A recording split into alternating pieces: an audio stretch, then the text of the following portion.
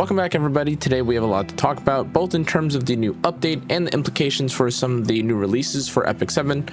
But without further ado, let's get into it. So, as you probably have seen from the thumbnail of today's video, we should talk about one of the most, I guess, recurring or one of the most interesting upcoming new events, or I guess precedents that's being sent for epicseven, which is this new warrior, or I should say more specifically, class artifact system.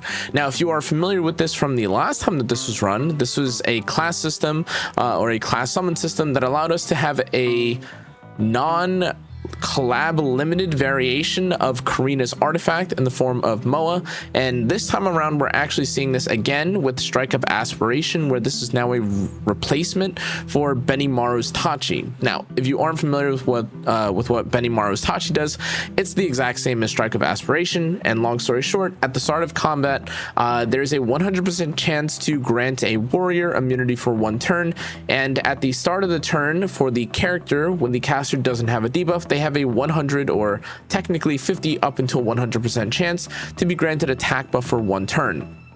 Now, in terms of whether or not this is actually worth it or not, admittedly, the last time around, it felt like this was a more baity kind of, I guess, banner. And as far as I understand, the exact specifications or the exact way that this banner works is a lot different than the others.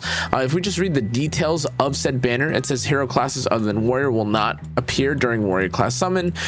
This specific artifact, of course, will have a higher summon rate, and with the guaranteed summon, it decreases by 1 every time you summon, of course, with a max of 120. However, if the player does not receive a featured 5-star warrior hero after 120 summons, then the following summon is 100% guaranteed to summon a 5-star warrior hero. Now, in addition to this, the reason why, if I'm not mistaken, this was so controversial last time is because there wasn't a guaranteed pity for Strike of Aspiration, or rather for the artifact Moa.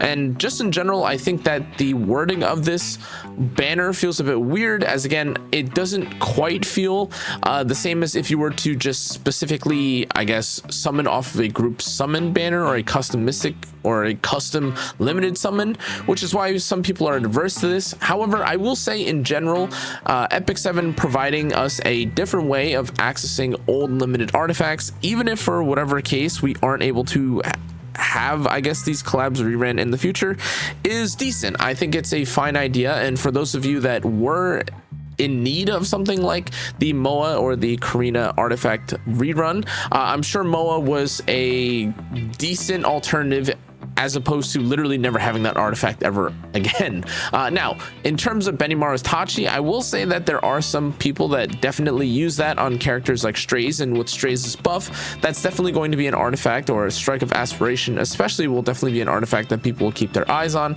However, keep in mind again that the level or the exact, I guess, impact that an artifact like Strays', or rather the Benimaru's Tachi artifact will have as opposed to Karina's, may differ in value, so you may not actually see that much value out of Strike of Aspiration.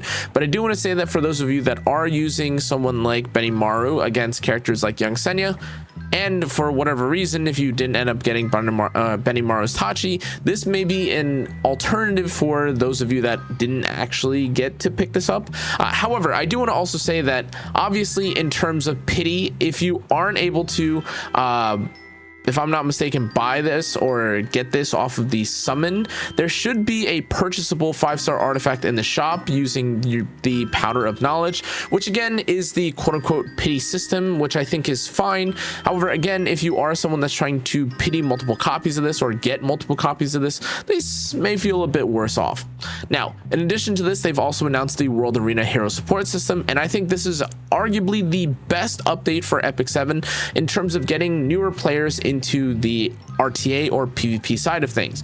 Now, as you can see, what this essentially does is it gives you a few, if I'm not mistaken, a number of characters that actually allow you to enjoy RTA, so it doesn't feel like you're so gated and so unit restricted. Now again, if you've ever seen sponsored players or players in general try the game out, they're usually relegated to trying things like the draft mode or even mock battles to even have a chance of playing RTA, and that's only assuming, of course, after they've already gotten to account level 60.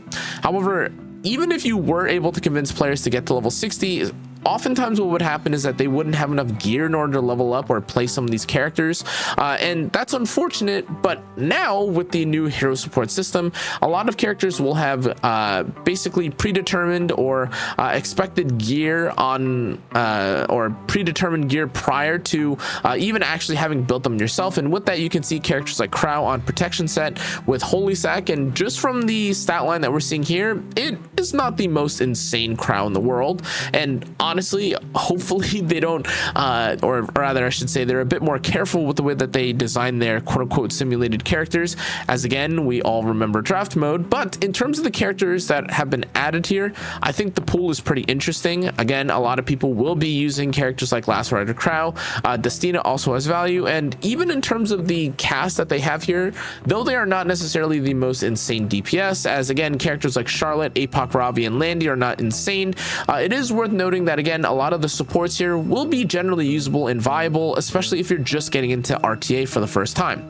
Now, the final thing I want to talk about is that there's an epic emergency dispatch or an emergency dispatch mission, which again, we don't really know exactly what this is aside from it being a new event. Again, this is a 5-time, I guess, mission, and it gives you gear with there being a normal and hard difficulty. Now, I want to say this isn't exactly the same as Gablomu, and despite you being able to buy additional entries via Skystones, in terms of what you can actually expect in terms of gear, we'll have to see, just to see, or we have to see exactly how good the gear is, whether or not it rolls similar to or at the exact same level as normal 85 gear, or if it ends up being something where it's more Gablomu-esque or more Gablomu gear leaning, where the gear feels a bit worse off.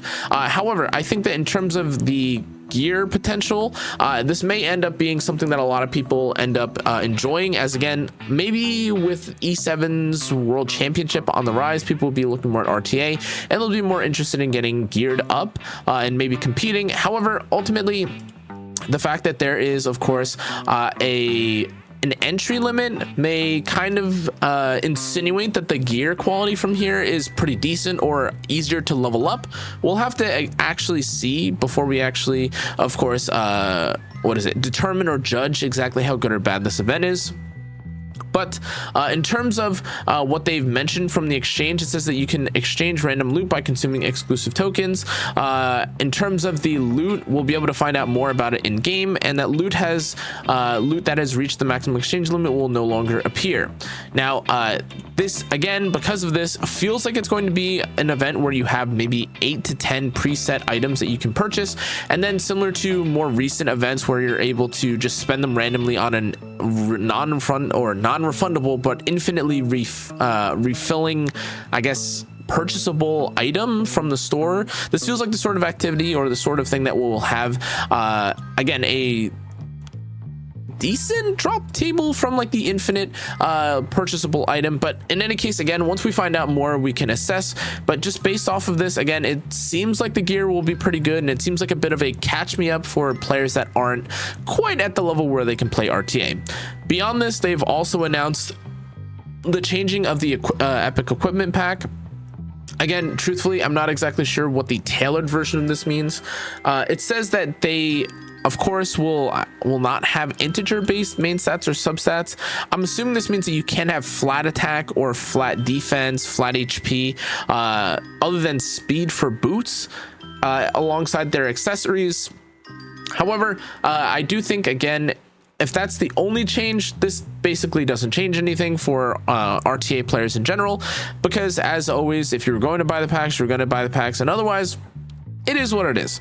Anyways, though, guys, this is also the week, I believe, that starts the E7 World Championship preliminaries, and alongside this is the new free friendship artifact, which honestly is pretty nice if you're someone that still ends up doing this. But interesting here is that this is a friendship generating artifact that apparently now applies for all these different events. I'm not exactly sure if this is something that is already taken place or is already the precedent for old artifacts. I'm assuming it is. However, I don't exactly remember there being text for Ogre's Armory and things like the emergency mission.